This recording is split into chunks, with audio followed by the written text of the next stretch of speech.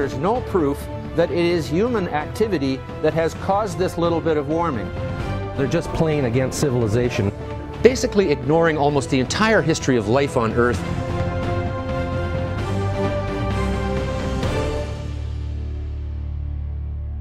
The science is not settled.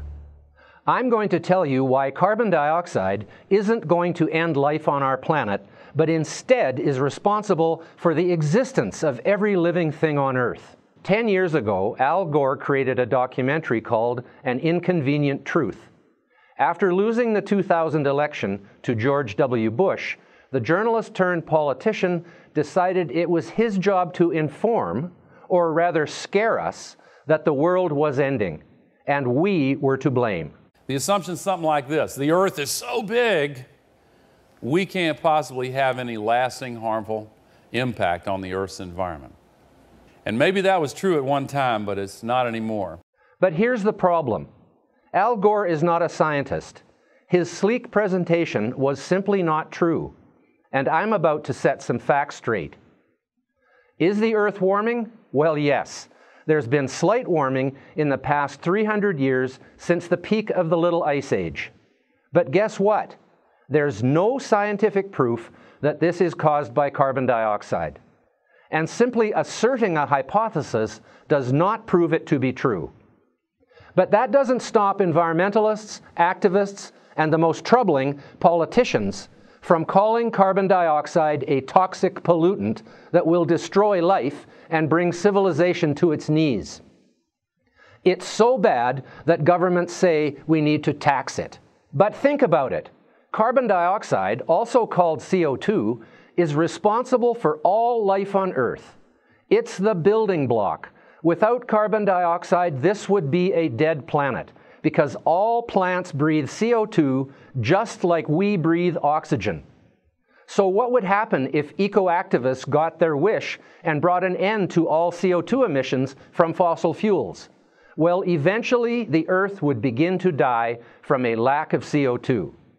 Look, I care about this planet. I love nature. I was born and raised surrounded by nature on Vancouver Island in the rainforest by the Pacific. You couldn't even get there by car when I was a child. I excelled in science in school, and between my love of forests and science, I ended up studying ecology, the science of how all living things are interrelated and how we are related to them.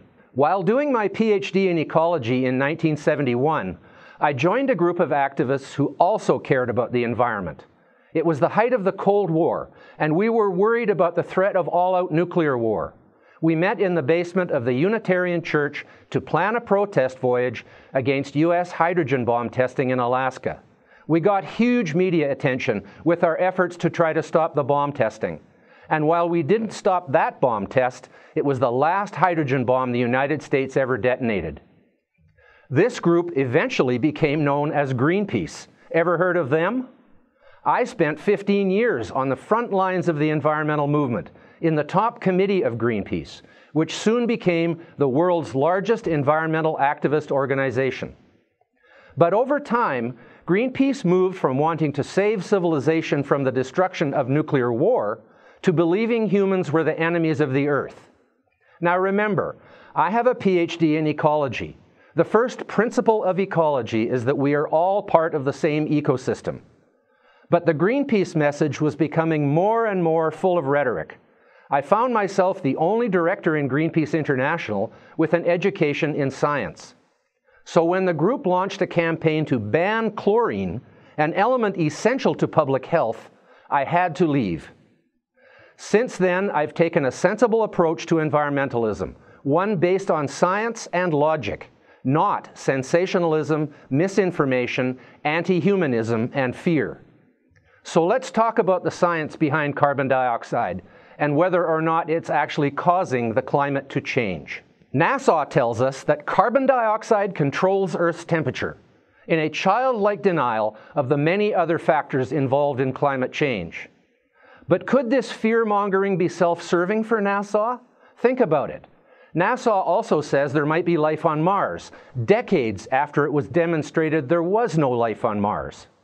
Could it be that NASA is just trying to keep their public funding for expeditions to the Red Planet? Maybe that's what NASA is doing with climate change. Okay, what do other organizations say? How about the United Nations Intergovernmental Panel on Climate Change? Unfortunately, they are totally conflicted by their own mandate. See, their brief is to focus on a change of climate which is attributed directly or indirectly to human activity that alters the composition of the atmosphere. They are not required to consider the many natural factors that affect the climate. So if the IPCC found that humans were not the main cause of climate change, or that the changes were beneficial, there would be no need for them to exist. But that doesn't stop politicians, mainstream media, and even the Pope from spreading the fear without asking any questions. Now I want to take you through some charts. They're a bit complicated, but they're important to explain what's really going on here. Let's first look at the long-term history of the Earth's temperature and CO2 in the Earth's atmosphere. I'm going to focus on the past 540 million years since modern life forms evolved. The purple line shows the CO2, and the blue line is the global temperature. So if CO2 makes the global temperature warmer, these lines should be dipping and spiking in unison with each other. But check out the Jurassic period, 150 million years ago. The temperature plummets while the CO2, the purple line, goes up. And then again, 50 million years ago during the Eocene thermal maximum, temperature was at its highest in the past 500 million years, but CO2 had been on a downward track for 100 million years. So it is not possible to demonstrate a cause and effect relationship between CO2 and temperature over the long-term history. But let's take another look at this Eocene thermal maximum and what temperature has been doing since it peaked 50 million years ago. The Earth was actually as much as 12 degrees warmer then. The entire planet, including the Arctic and Antarctica, was ice-free. Today we are actually at the tail end of a 50 million year cooling period, and yet the ancestors of every species on Earth today survived through these changes. Makes you wonder about the dire predictions of a 2-degree rise in temperature. Glaciers began to form in Antarctica 30 million years ago, and in the northern hemisphere 3 million years ago. And we're still experiencing one of the coldest climates in the Earth's history. Now let's zoom in even closer to the CO2 and temperature correlations in the Earth's history. This chart goes back over 300,000 years. That's where we start to see the strong correlation between CO2 and temperature. So maybe this is a cause and effect relationship. But here's the problem. CO2 lags temperature by an average of 800 years. So temperature changes are making the CO2 levels increase and decrease, not the other way around, as the cause never comes after the effect. This was the fundamental fraud in Al Gore's movie, as he claimed the graph proved CO2 causes the fluctuations in temperature. It's already right here. Look how far above the natural cycle this is, and we've done that. But ladies and gentlemen, in the next 50 years, really in less than 50 years, it's going to continue to go up.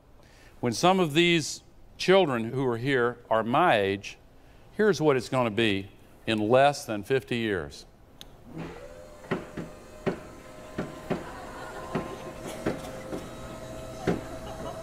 You've heard of off the charts. On the temperature side, if this much on the cold side is a mile of ice over our heads, what would that much on the warm side be? But this chart also shows something called the Milankovitch cycles. These are the cycles that are tied to the eccentricity of the Earth's orbit and its axial tilt. And as you can see, the temperatures and CO2 levels go up and down over the past 300,000 years in unison. Why does this matter? Well, just 20,000 years ago, the peak of the last major glaciation, there was 3.3 kilometers of ice on top of what is now the city of Montreal. In fact, 95% of Canada was covered in an ice sheet, and even Chicago was 900 meters under ice. The global warming that has occurred over the past 20,000 years has obviously had nothing to do with human activity. Okay, but that's 20,000 years ago. What about now? The United Nations says that it's extremely likely human emissions have been the dominant cause of global warming since the mid-20th century, so since 1950. Now let's put aside that extremely likely isn't exactly a scientific term. Scientists deal in facts, charts, numbers, and data. So let's look at another chart. Between 1910 to 1940, there was a 30-year period of warming, followed by a cooling from 1940 to 1970, just as CO2 emissions began to rise exponentially. And then from 1970 to 2000, there was another 30-year warming that was very similar in duration and temperature rise to the warming from 1910 to 1940. What caused that warming? How do they know that the causes of the warming from 1970 to 2000 weren't the same as the causes of the warming from 1910 to 1940? The logic and the data just don't add up. The data show clearly that the temperature is not rising exponentially, whereas CO2 emissions are doing so. It hasn't warmed significantly for nearly 20 years, during which time about 1/3 of all human CO2 emissions have occurred. So again, there is no obvious cause and effect relationship between CO2 and temperature rise. But still, carbon has been branded as a deadly pollutant. CO2 is the currency of life. It is the most important building block for all life on Earth. All life, including our own, is carbon-based. We shouldn't be demonizing CO2 as a pollutant. We should celebrate the carbon cycle, which is the cycle of life. CO2 is essential and must be at a certain level in the atmosphere for the survival of plants, which are the primary food for all the other species alive today. In fact, human emissions from the use of fossil fuels are promoting growth of plants around the world. Scientists in Australia, Germany, and North America confirm this. Only half of the CO2 we are emitting from fossil fuels is showing up in the atmosphere. The rest, according to the best science, is going to a global increase in trees, plants, and crops. I want to take you through this picture of how carbon is moving around. Today, at 400 parts per million carbon dioxide, there are 850 billion tons of carbon in the atmosphere. For comparison, there were 15,000 billion tons of carbon in the atmosphere when modern life forms evolved, nearly 18 times the present level. Plants and soils combined have more than 2,000 billion tons of carbon, more than twice the atmosphere. The oceans contain 38,000 billion tons of carbon, more than 45 times what the atmosphere holds. Is an increase in carbon emissions all going into the atmosphere? Well, no. It's spread throughout the atmosphere, plants, animals, soils, and the oceans. So can we all agree that carbon is not the enemy? Can we agree that it's actually the reason we are alive? And it's not making the world much warmer, if at all. But there is a trend that has me worried about the end of the world. Worried about life on this planet not surviving. Over the past 150 million years, there's actually been a steady drawing down of CO2 from the atmosphere. Let's look at the chart I showed you at the beginning again. Remember, purple is CO2, blue is temperature. Over the past 150 million years, CO2 has gone up and down. But the overall trend is down, quite a bit down. The amount of CO2 in the atmosphere went down 90% during this period. If this trend continued, CO2 would inevitably fall to levels that threaten the survival of plants, which take a minimum of 150 parts per million of CO2 to survive. If plants die, animals, insects, and all other life will die too. And this trend would not have been reversed if it weren't for humans unlocking some of the carbon stored as fossil fuels. This chart goes back 160 million years, and it shows what CO2 levels would look like if humans didn't start emitting carbon dioxide.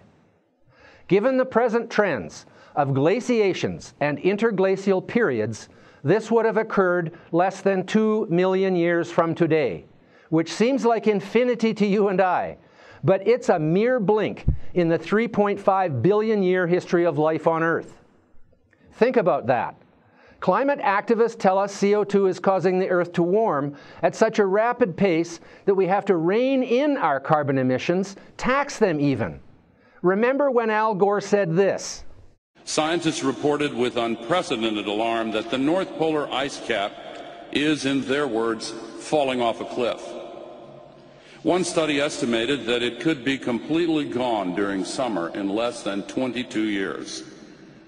Another new study to be presented by U.S. Navy researchers later this week warns it could happen in as little as 7 years. 7 years from now. Well, of course, that didn't happen, because the Earth is possibly heading towards another cooling period. And human emissions of carbon dioxide are saving life on Earth from the inevitable starvation and extinction due to lack of CO2. But there's one last bit of unfinished business. Surely, as an environmentalist, I can't think that oil and gas projects like Canada's oil sands are good, right? I mean, look at them. The land is stripped bare to get the sand so oil can be removed from it. Well, when you think about it, Canada is actually cleaning up the biggest natural oil spill in history. The oil was brought to the surface when the Rocky Mountains were thrust up by the colliding Pacific Plate. When the sand is returned back to the land, 99% of the so-called toxic oil has been removed from it. And what about the anti-oil activists who say the oil sands are destroying the boreal forest of Canada? Canada's boreal forest accounts for 10% of all the world's forests, and the oil sands area is like a pimple on an elephant by comparison. By law, every square inch of land disturbed by oil sands extraction must be returned to native boreal forest. When will cities like Calgary, London, Tokyo, and New York that have laid waste to the natural environment be returned to their native ecosystems? The mining industry has well-established ecological restoration or reclamation practices. The land is recontoured, original soil is put back, and the native species of plants and trees are planted. It is actually possible, by creating depressions where the land was flat, to increase biodiversity by making ponds and lakes where wetland plants, insects, and waterfowl can become established in the reclaimed landscape. The tailings ponds where the clean sand is returned are ugly for a few years, but eventually can become grasslands. Just look at the Fort Mackay First Nations herd of bison that they manage on a reclaimed tailings pond. So why would I be against the oil sands? The land is disturbed for a tiny fraction of Earth's geological time, and then it's returned to a sustainable boreal forest with clean sand. And now we can heat our homes in the winter, drive our cars to the cottage, or fly to the tropics for a vacation.